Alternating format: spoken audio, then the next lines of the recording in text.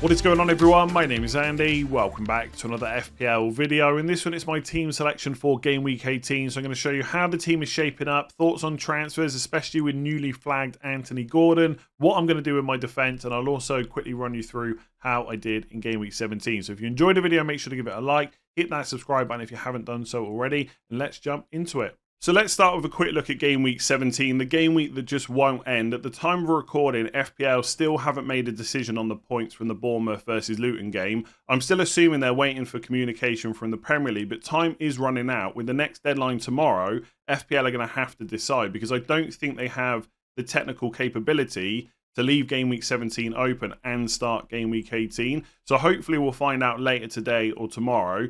In terms of how my game week went, I got 69 points. I did take a 4-point hit, so it's 65 total as it stands. And I took out Haaland and Cameron Archer for Watkins and Solanke. Now, the reason that I did that, or part of the reason was because Gordon was yellow flagged and was a little bit of a doubt to start the game. But to be fair, on the deadline stream, I said that I thought Gordon was more likely to start than to be benched or be out of the squad completely. So I think I've gotten away with that hit. I probably didn't need to take it. But either way, the team is pretty well set up for the next couple of game weeks. I've made a bit of money off that as well. So obviously happy that I got lucky with it, but I probably shouldn't have taken that hit. I probably should have just played Gordon. In terms of overall rank, I'm currently at just inside the top 180k, but obviously auto subs and stuff like that haven't happened. So I think I'm probably going to be closer to 200k. Either way, it's another green arrow. And things are going a little bit too well, I would say. Since Game Week 8, when I was 1.5 million, I've gone up to about 200k in Game Week 17, and I've had green arrows every single week apart from Game Week 14 and 15, and they were very small red arrows. So I'm waiting for the downturn, right, when I get a few reds in a row and they're big ones. But right now, the green arrows are plentiful, and I'm hoping to get even more. I think the next couple of game weeks are going to be really interesting because injuries are mounting up, suspensions, obviously players going to African Cup of Nations, Asia Cup. Some of us have got to work out how to get Haaland back in. If we're selling Salah, how do we get Salah back later on? And I think it's a good time for FPL because there's some hard decisions that have to be made, and there's plenty of points to kind of get in the meantime. So it doesn't mean I'm going to keep getting green arrows, but I hope that's what happens. But I wouldn't be surprised if there's a few reds around the corner. In terms of the players that did well for me, obviously I've got Solanke, who's currently on 6 points. That may go to 9 if he's given the bonus. The points might get wiped completely. I just don't know what FPL are going to do. But either way, I've got Gordon first bench, and my total score is not going to change massively. Watkins got 1 goal and 3 bonus as well, so he finished on 9. Cole Palmer, excellent against Sheffield United, 14-pointer.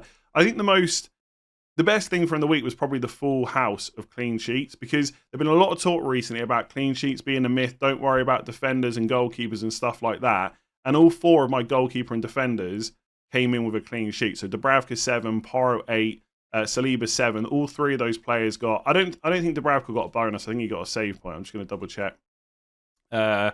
Yes, a save point. But Saliba and Porro got bonus, and Gabriel finished on 6 as well. So the only players that blanked for me were Salah, captain, but a lot of people captain him this week. Son, who got a 2-pointer. Darwin with 1. He was terrible against Man United. And then Saka with 3 points. Just quickly on Saka, a lot of people think that he should have had an assist. I think it was for the first goal that Jesus scored, I believe. I'm just going to double check that.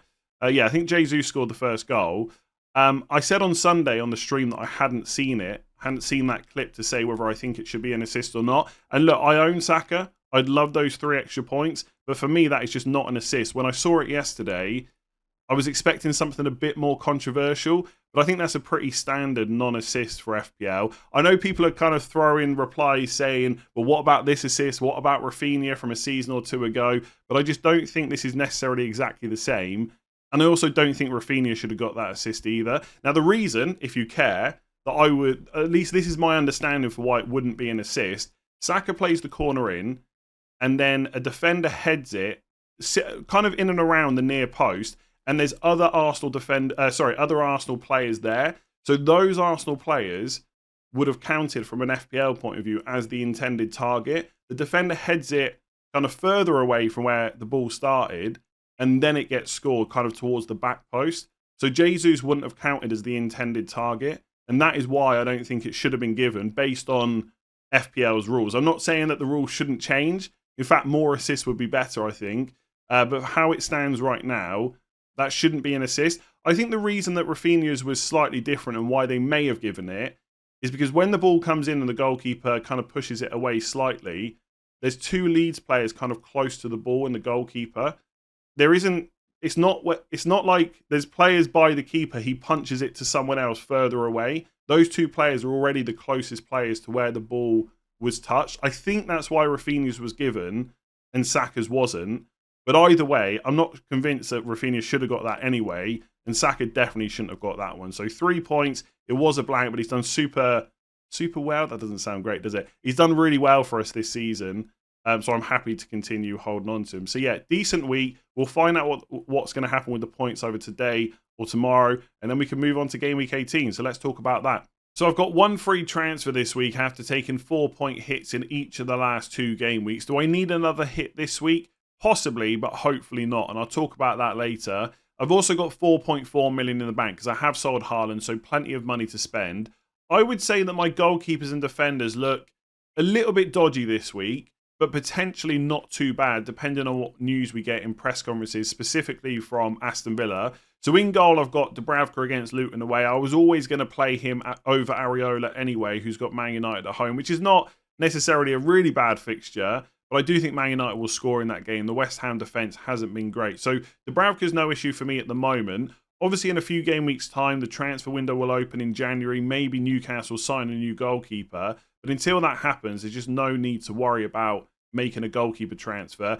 Areola didn't start the last game. There were some pictures of him on the bench with kind of strapping around his wrist still. So it might be that it hasn't fully healed and that he could have been used if absolutely needed, but they preferred to play Fabianski. So I think there's some breathing room for those of us on this combination. We play Dubravka this week, we play him next week against Forest at home, and then hopefully by then Areola's got his place back and we can use that as a bit of rotation. So that's my plan there. Pedro Porro, Everton at home, that's someone easy to play. He's going to play most weeks for me.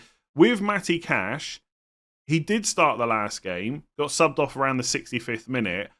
I'm not convinced he's going to start against Sheffield United at home.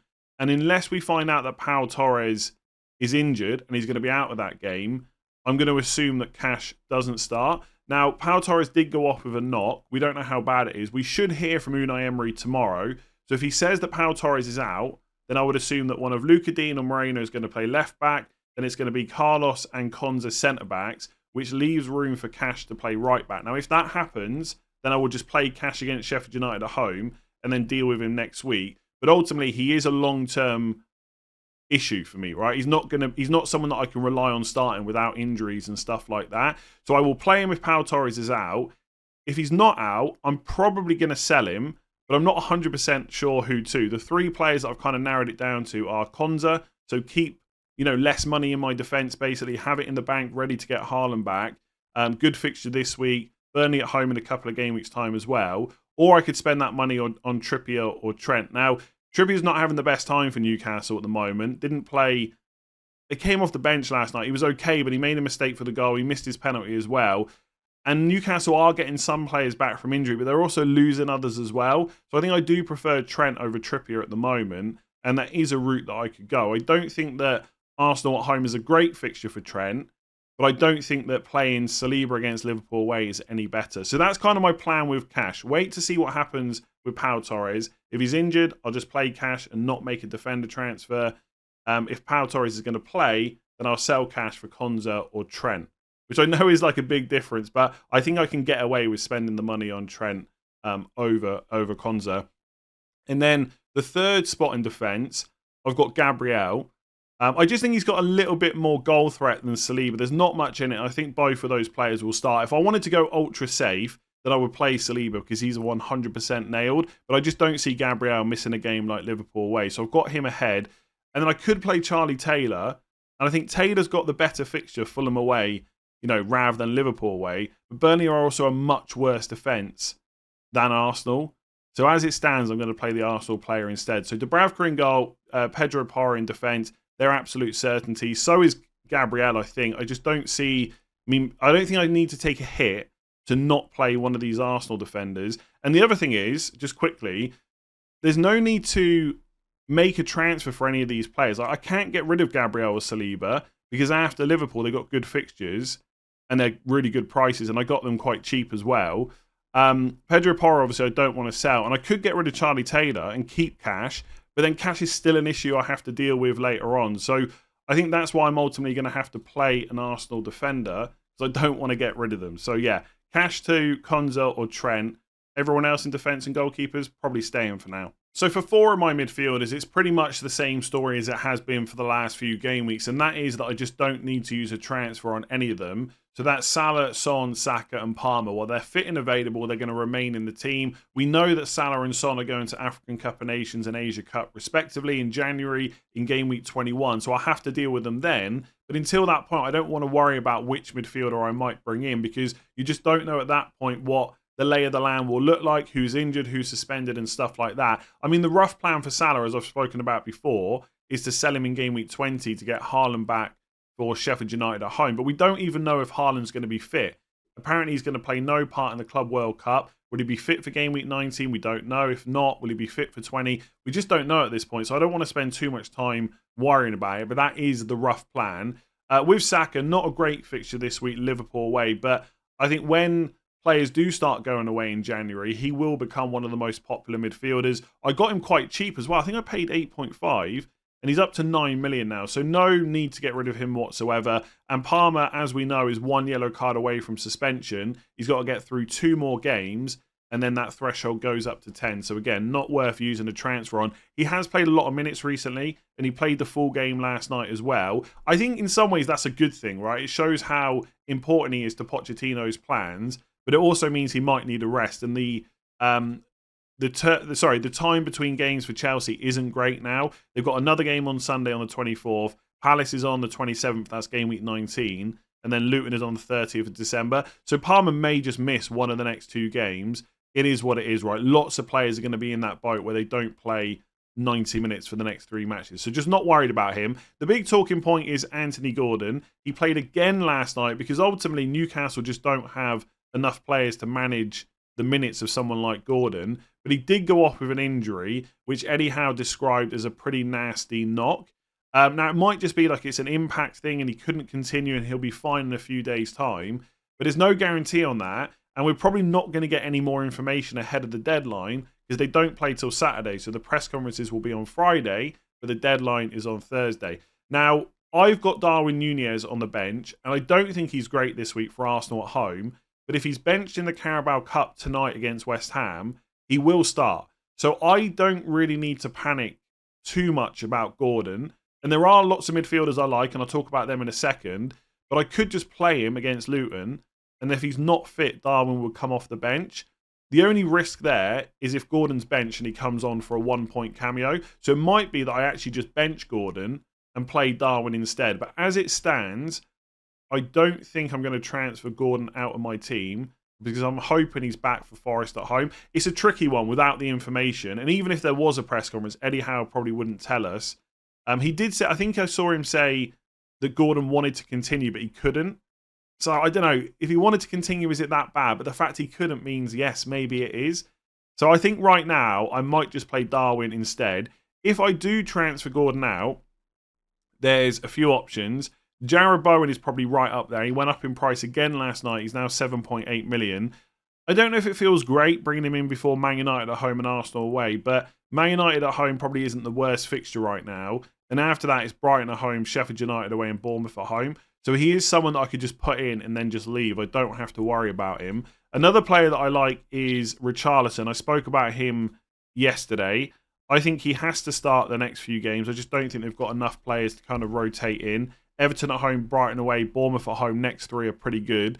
Then Son will go away to Asia Cup, and then Richarlison will probably get penalties, and his minutes will continue to be good. And his goal threat when he's played has been pretty decent. I know he's one of those players like Darwin Núñez that when he blanks, he's super frustrating, more so than other players. But I think for his price and the fixtures they've got, he is also another good option. And they are probably the main 2. I don't think I would bring Sterling in right now, even though I think he's a good option. I just don't like the yellow card situation. Hwang is on 4 yellow cards still. I think he is anyway. He hasn't. Yeah, he's still on 4 yellow cards. He's also going to go to the Asia Cup, so I don't want to bring him in. So it's really Bowen, or Richarlison for me. I can't bring in Foden because he's blanking this week, so that wouldn't make sense. Diaby is just too much of a risk for minutes. I can't get an Arsenal midfielder because I've already got a triple up. The only other player, I guess, is someone like Fernandes. Just take like a massive punt that he will improve, and so will Man United. But that feels a bit risky. And there are some reports going around that he might have a small injury. I don't know if that's concrete. I've not really seen it from anyone I would massively trust, but that kind of rumour is going around. So, yeah, it's a tricky one. If Darwin plays tonight in the Carabao Cup, that means he might be benched against Arsenal, in which case I would just get rid of Gordon. Probably because there's not really any great replacements for Darwin, so I would have to sell Gordon, probably for Bowen or Richarlison. But it all depends on what happens in the match tonight. And if, right, I know there's lots of ifs and what ifs and stuff like that. If Darwin gets benched, and I don't think Cash is going to start, I might take a hit. And that could be Cash to Trent. I'm just going to check the money here before I say what other move I can do. Let me just put Trent in. So Cash to Trent would leave me 0.9 in the bank. So then I wouldn't be able to afford Bowen. I would have to go Richarlison. So if I think that Cash isn't going to play and neither is Darwin or Gordon, then I will probably do a hit of Cash to Trent and Gordon to Richarlison. How do we end up in this position? FPL changes so quickly sometimes. So that's the midfield. 4 of them, great. Gordon potentially an issue, but right now I'm thinking about holding him, but maybe benching him for Darwin instead. And then up front, it's nice and easy. I've got Watkins against Sheffield United at home and Solanke against Forest away. I don't need to overthink this. They're both going to start for me in game week 18. Obviously, Forest have sacked Steve Cooper, so there might be a bit of new manager bounce there for Forest, but not enough where I'm going to worry about playing Solanke. He's a great option. Watkins currently has my armband, or the captain's armband, and I think that probably will stick because of the fixture. I think that Sheffield United have shown slight signs of improvement under Chris Wilder, but not enough where I'd be worried about captaining Watkins. I just think Villa are so strong at home, they will cause Sheffield United loads of problems. The only other player that I would even consider this week is Son against Everton at home. And I know how good Everton have been this year, both in terms of attack and defence, but I think Son at home is not a banker or anything like that, but he's just a really great option. Obviously, he's on penalties. We know he's going to play. The minutes are going to be good. We saw what he did against Newcastle in the last home game as well. So there is a slight temptation to move it, but I think I'm going to go with Watkins with the best fixture on paper. I've not got any interest in captaining Salah. He's never a bad option. We know what he can do, but he's playing what I would consider the best defence in the league at the moment in Arsenal. So even though it's at Anfield, I just don't think I would captain him. So I'm going to stick with Watkins. I already spoke about Darwin, who's my third forward. I could play him instead of Gordon. The reason that I wouldn't look at a transfer is the only forward that I think I could even bring in this week that I would remotely want is Callum Wilson, because Isak wasn't in the squad again last night for the Carabao Cup. But I think it's just too short term. So I think if I sell Darwin, it will be for a Man City forward, and it'll either be Haaland if he's back, and I'll sell Salah. And if Haaland's not back, I may even bring Alvarez in. And I know for anyone that's owned him recently, they're probably laughing, like, why would you bring him in? But I don't have that kind of annoyance from owning him recently. And if Haaland's out, he's going to play number 9. He's probably going to be on penalties as well. And Everton away, Sheffield United at home is not a bad couple of fixtures. And if Gordon is still an issue, I can just play 3-4-3. But instead of having Darwin there, I would sell him to Alvarez. I think with Darwin, I'm just kind of taking it week by week, because if he doesn't play against Arsenal, he'd probably play against Burnley in game week 19, in which case I just hold on to him and then delay that decision about a Man City forward until game week 20. So that's the rough plans. Cash potentially to Konza or Trent, Gordon potentially to Bowen or Richarlison, and I might start Darwin, and when I do sell him, it'll probably be to a Man City midfielder, and I'm almost certainly going to stick with Watkins captain. So there are a few things to think about. Hopefully that wasn't too confusing, but that's where it stands right now. If you enjoyed that video, make sure to give it a like, hit that subscribe button. I'm trying to hit 391k subscribers before the game week 18 deadline. I'm forgetting which game week it is. I will have game week preview / final thoughts tomorrow as well. Deadline stream at 5 o'clock UK time on Thursday, and then a bit more content to come ahead of game week 19. So thank you very much for watching. I'll catch you again tomorrow.